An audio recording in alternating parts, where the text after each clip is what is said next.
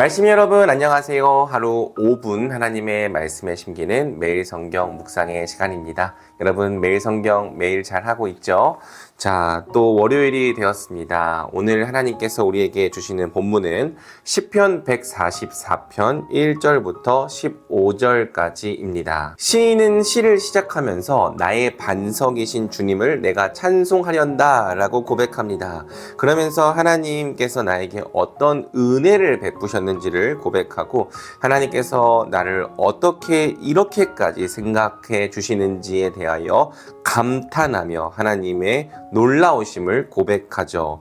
자, 그러면서 사람은 한낱 숨결과 같고 또 그의 일생은 사라지는 그림자와 같다고 고백을 합니다. 그리고 특별히 하나님께서 한번 일어나 번개를 번쩍이시면 모든 원수들이 흩어질 수밖에 없고 그들은 무너질 수밖에 없음을 고백하죠. 그 하나님께 구원하여 주시기를 간청하면서 시인은 내가 하나님께 새 노래를 불러드리며 10줄 검은 고를 타면서 하나님을 찬양하겠다라고 이야기를 합니다. 자, 그리고 마지막에는 하나님께서 돌보시는 백성들이 얼마나 복된지를 여러 가지 이미지로 묘사하면서 주님을 자기의 하나님으로 섬기는 백성은 복을 받은 백성이다 라고 고백하는 것으로 시를 마치죠.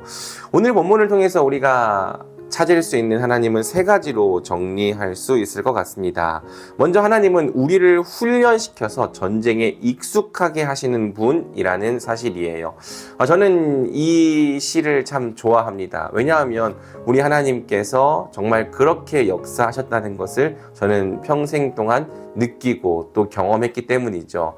제가 지금은 목사가 되었고 또 말을 통해서 무언가를 가르치는 사람이 되었지만 사실 저는 아직도 말하는 것이 익숙한 사람이 아닙니다. 또 누군가를 가르치기를 잘하는 사람도 아니죠. 그런데 하나님께서 저를 목사로 부르셨다면 단순히 목사로서의 직무만을 맡기신 것이 아니라 그것을 잘할 수 있는 능력도 주신다는 것을 경험했습니다. 하나님께서 내 입을 훈련시키시고 또 나의 지식도 다듬어 주시면서 나에게 맡겨진 영혼들을 가르치고 또 돌보고 목양할 수 있는 은사를 주신다는 것을 경험한 거죠. 우리 하나님께서 그렇게 일하신다고 믿습니다. 하나님께서는 여러분을 어떤 영역으로 부르십니다. 그리고 부르시기만 하는 것이 아니고 여러분이 그 일을 잘 해낼 수 있도록 필요한 능력을 주십니다. 여러분이 훈련되게 하시고 또 그것을 잘 감당할 수 있도록 단련되게 하십니다. 우리 하나님은 우리가 훈련되게 하시고 단련되게 하셔서 마땅히 우리 앞에 놓인 일들을 잘 해낼 수 있도록 도와주시는 분이죠.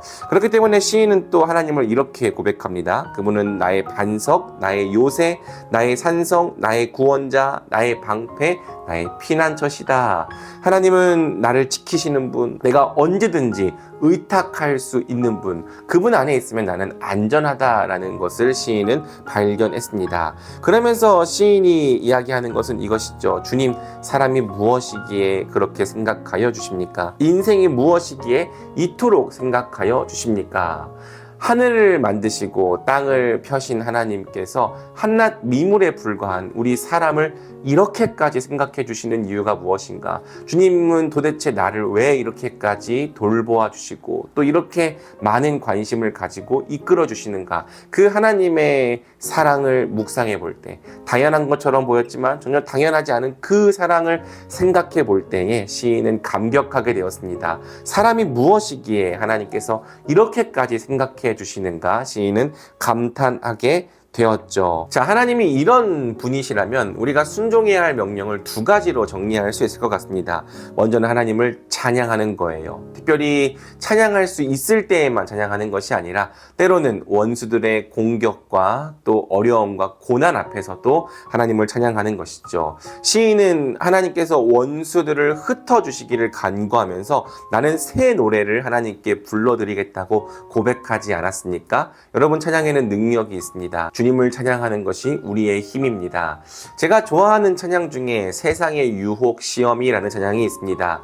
세상의 유혹 시험이 내게 몰려올 때에, 이 찬양 후렴에 이런 가사가 있죠. 주를 찬양 손을 들고 찬양 전쟁은 나에게 속한 것 아니니 주를 찬양 손을 들고 찬양 전쟁은 하나님께 속한 것이니 이 찬양의 가사처럼 우리 하나님의 백성들은 하나님을 찬양하는 것으로 전쟁에서 승리합니다. 이 전쟁은 나에게 속한 것이 아니라 하나님께 속한 것임을 고백하면서 우리를 위해 싸우시는 그 하나님을 찬양하는 것이 우리의 힘이요 우리에게 주어진 가장 큰 무기임을 깨닫는 것이죠. 여러분은 삶 속에서 찬양하고 있습니까? 여러분의 삶 속에 여러 가지 어려움과 고난과 또 시험과